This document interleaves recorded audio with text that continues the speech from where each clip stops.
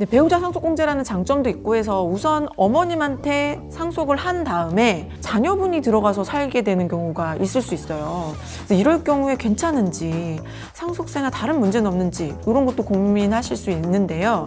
문제가 될 수 있을까요? 세금 잘 알려주는 쌤 누나 최자영 세무사입니다. 안녕하세요. 네, 아파트 상속받기에 대해서 얘기할 건데요. 가족 중에 어떤 분이 돌아가셔서 아파트를 남기셨다. 그래서 우리가 이제 아파트를 상속받아야 된다고 하면 첫 번째로는 그럼 이 아파트가 도대체 얼마짜리가 되는 건가? 이런 게 제일 궁금하실 것 같아요. 옆집은 얼마에 팔렸다. 아니다, 그건 가격이 얼마라더라. 뭐 네이버 시세는 얼마다, 뭐 KB 시세는 얼마다. 되게 의견이 분분하잖아요. 근데 뭐 그 중에서 아무거나 골라줄 수 있으면 어떻게 보면 편할 수도 있겠지만 세법에서는 이럴 때 정확하게 기준을 주어서 아파트는 이렇게 평가해 라는 것을 법으로 정하고 있어요. 근데 아파트 가격을 정하려면 세 가지 순서를 기억하시면 됩니다. 첫 번째는 우리 상속받은 아파트의 매매 가격, 경매 가격이에요. 상속받은 아파트가 매매나 경매가 있었다면 그 금액이 상속받은 아파트의 상속 재산 가격이 되는데요. 예전에 거래된 것까지 다 끌어다가 사용할 수 있는 건 아니고 기간이 중요합니다. 돌아가신 날 전 2년부터 돌아가신 날로부터 앞으로 15개월 사이에 매매되거나 경매된 금액이 있다면 그 금액을 우선으로 적용하게 되어 있고요. 매매나 경매 금액 이외에도 감정평가 금액이 있거나 공매 가격이 있을 경우에는 이 금액도 역시 마찬가지로 시가로 모아서 평가할 수 있습니다. 네, 두 번째 순위는 사망 전 2년부터 사망 후 15개월 사이에 매매나 경매 금액 같은 시가가 없을 경우에 사용하는 방법인데요. 상속 아파트와 유사한 아파트의 가격을 상속재산 가격으로 모아서 평가하는 방법입니다. 이걸 어떻게 하는지 좀 고민하실 것 같아요. 기준도 복잡하고 사실은 여러 가지 많이 챙겨봐야 되는데 여러분들은 간단하게 확인하실 수 있습니다. 홈택스에서 상속 증여재산 평가하기 메뉴로 가시면 우리 아파트랑 유사 매매 사례가액을 확인하실 수 있고요. 원칙적인 평가 기간 내의 거, 평가 기간 외의 것까지 확인할 수 있으니까 이 금액을 가지고 평가할 수 있는지 없는지 판단하시면 될 것 같아요. 자, 우리가 1순위, 2순위 두 개 살펴봤는데 둘 다 없을 경우에는 그럼 어떻게 될까요? 아파트의 경우에는 3순위로 넘어갔을 때 보수적 평가 방법이라고 해서 공동주택 가격, 공시된 공동주택 가격을 선택하게 되어 있어요. 자, 이렇게 세 가지 방법으로 평가를 하게 되는데 이렇게 평가가 끝났다면 그 다음에는 이걸 누가 상속받을지 결정해야겠죠? 아파트를 누가 상속받는지에 따라서 상속세가 달라질 수 있기 때문에 이 부분도 심도 있게 고민하셔야 되는데요. 예를 들어서 설명드리면 좋을 것 같아요. 아버지께서 아파트 한 채를 남기고 돌아가셨어요. 상속인은 어머니, 자녀 두 분이 계시고 아파트 가격은 앞에 우리가 살펴봤던 방법으로 평가를 했더니 15억이 되었다고 가정해 봅시다. 저희 지난 개정세법 시간에 상속공제 얘기했었죠. 우선은 현행법으로 계산을 간단하게 해볼게요. 어머니가 단독 상속받는 경우, 자녀가 공동 상속받는 경우 모두 다 일괄공제는 5억 원이 적용이 됩니다. 이 두 개의 차이는 배우자 공제가 있을 수 있는데요. 배우자 공제는 최소 5억 원이고 어머니께서 만약에 법정 상속 지분 내에서 실제 상속을 받으셨을 경우에는 최대 30억까지 공제가 가능한 제도가 배우자 공제예요. 어머니가 단독 상속 받았을 경우에 이 15억에 대해서 법정 상속 지분을 계산을 해보면 6억 3천만 원 정도가 나오고요.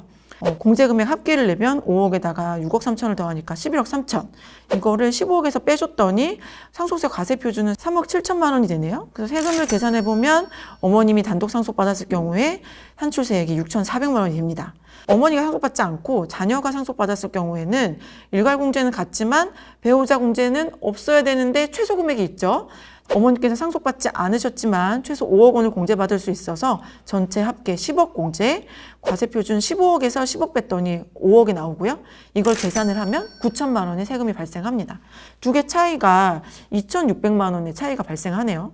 보시면 아시겠지만 배우자 공제 때문인데요. 이렇게 배우자가 계시는 상황이라면 배우자 공제를 활용해서 누가 상속받을지 정하는 것이 중요하겠습니다. 자, 그런데 지금은 저희가 세금이 나오는 케이스를 말씀드렸죠. 근데 만약에 아파트가 10억짜리일 경우에는 누가 상속받든지 간에 배우자가 있고 자녀가 있는 상황이시라면 일괄공제 5억에 배우자 공제 5억을 적용해서 10억까지 공제가 되니까 세금이 없어요. 이럴 경우에는 상속세와 상관없으니까 그냥 가족끼리 자유롭게 잘 결정하시면 될 것 같습니다. 네, 배우자 상속공제라는 장점도 있고 해서 우선 어머님한테 상속을 한 다음에 근데 뭐 여러 가지 이유로 자녀분이 들어가서 살게 되는 경우가 있을 수 있어요. 그래서 이럴 경우에 괜찮은지 상속세나 다른 문제는 없는지 이런 것도 고민하실 수 있는데요. 문제가 될 수 있을까요?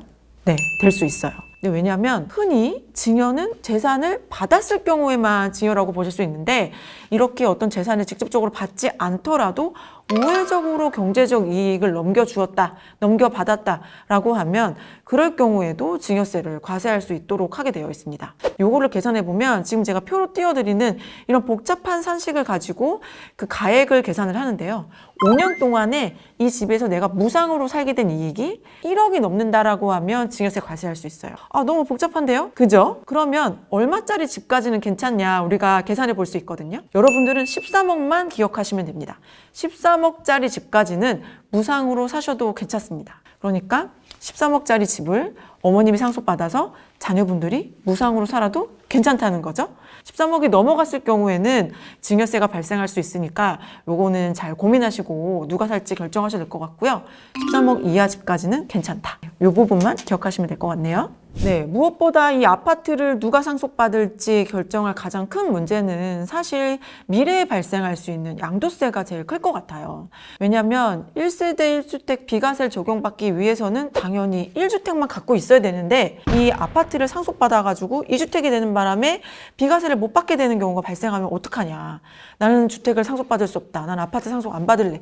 이러시는 분들이 계시거든요. 근데 사실 너무 억울하잖아요. 다 1주택자인데 아파트 어쩔 수 없이 남한테 팔 수 없고 우리가 상속받을 수밖에 없는 상황인데 이 주택 때문에 내가 1세대 주택 비과세를 못 받는다면 너무 억울하기 때문에 세법에서는 이런 경우를 당연히 인정을 해줍니다.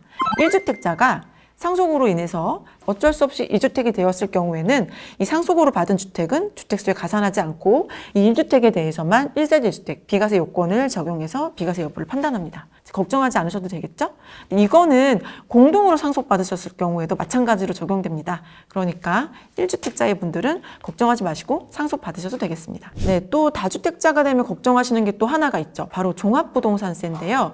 이 상속주택이 생기는 바람에 1주택자가 아니어서 다주택자에서 종부세 많이 되면 어떡하나 이런 걱정도 하실 텐데 상속주택은 종부세에서도 역시 특례가 적용이 됩니다. 우선은 무조건 5년 동안은 주택수에 포함하지 않고요.